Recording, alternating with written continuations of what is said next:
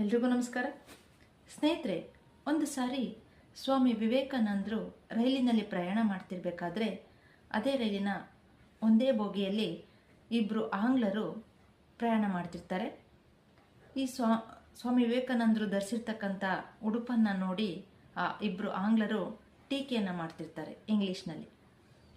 ಆದರೂ ಸ್ವಾಮೀಜಿ ಸುಮ್ಮನೆ ಕೂತಿರ್ತಾರೆ ಶಾಂತ ಚಿತ್ತದಿಂದ. ಅದೇ ಸಮಯಕ್ಕೆ ಟಿಕೆಟ್ ಕಲೆಕ್ಟ್ ಮಾಡೋಕ್ಕೆ ಟಿಕೆಟ್ ಕಲೆಕ್ಟರ್ ಬರ್ತಾರೆ. ಅವರ ಹತ್ರ ಸ್ವಾಮಿ ವಿವೇಕಾನಂದರು ಇಂಗ್ಲೀಷ್ನಲ್ಲಿ ಮಾತಾಡ್ತಾರೆ. ಅದನ್ನು ನೋಡಿದಂಥ ಆಂಗ್ಲರು, ನಿಮಗೆ ಇಂಗ್ಲೀಷ್ ಬರುತ್ತಾ? ಹಾಗಾದರೆ ನಾವು ಇಷ್ಟೊತ್ತು ಮಾತಾಡಿದ್ದು ನಿಮಗೆ ಕೇಳಿಸಿತ್ತಲ್ವಾ? ಯಾಕೆ ನೀವು ಕೋಪಕ್ಕೆ ಗುರಿಯಾಗಲಿಲ್ಲ ಅಂತ ಕೇಳ್ತಾರೆ. ಆಗ ಸ್ವಾಮಿ ವಿವೇಕಾನಂದರು ಹೇಳ್ತಾರೆ, ಈ ಹಿಂದೆನೂ ಸುಮಾರು ಸತಿ ನನಗೆ ಈ ಥರ ಆಗಿದೆ. ಅಜ್ಞಾನಿಗಳ ಮಾತಿಗೆ ನಾನು ಯಾಕೆ ನನ್ನ ಶಾಂತಿಯನ್ನು ಶಕ್ತಿಯನ್ನು ಕಳೆದುಕೋಬೇಕು ಅಂಥೇಳಿ ಆ ಉತ್ತರವನ್ನು ಕೊಡ್ತಾರೆ. ಆಗ ಆ ಆಂಗ್ಲರಿಗೆ ನಾಚಿಕೆ ಆಗುತ್ತೆ, ಅಹಂಕಾರವೂ ಕಡಿಮೆ ಆಗುತ್ತೆ.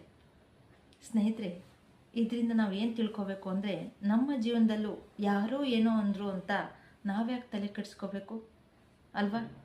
ಚಿಂತನೆ ಮಾಡಿ. ಹಾಗಂತ ಏನು ಬೇಕಾದರೂ ಅಂದರೂ ನಾವು ಸುಮ್ಮನೆ ಇರೋಕ್ಕಾಗತ್ತಾ? ಇದೆಲ್ಲ ಹೇಳೋದು ಸುಲಭ, ನಾವು ಕಾರ್ಯರೂಪಕ್ಕೆ ತರೋದು ಭಾರಿ ಕಷ್ಟ ಅಂತ ಅನ್ಕೋತಿರ್ಬೋದು. ಇದೇ ಸತ್ಯ.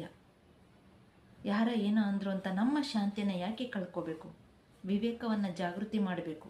ಎಲ್ಲಿ ಹೇಗೆ ಯಾವ ಥರ ಇರಬೇಕು ಅನ್ನೋದು ವಿವೇಕ ನಮಗೆ ಗೊತ್ತಾದರೆ ಆಗ ನಾವು ಆನಂದದ ಜೀವನವನ್ನು ಜೀವಿಸ್ತೀವಿ. ಸ್ವಾಮಿ ವಿವೇಕಾನಂದ ಅವರು ವಿವೇಕವನ್ನು ಜಾಗೃತಿ ಮಾಡಿದ್ರು, ಆನಂದವಾದ ಜೀವನವನ್ನು ಜೀವಿಸಿದ್ರು. ಅದಕ್ಕೆ ಅವರಿಗೆ ಸ್ವಾಮಿ ವಿವೇಕಾನಂದ ಅಂತ ಹೆಸರು ಬಂತು.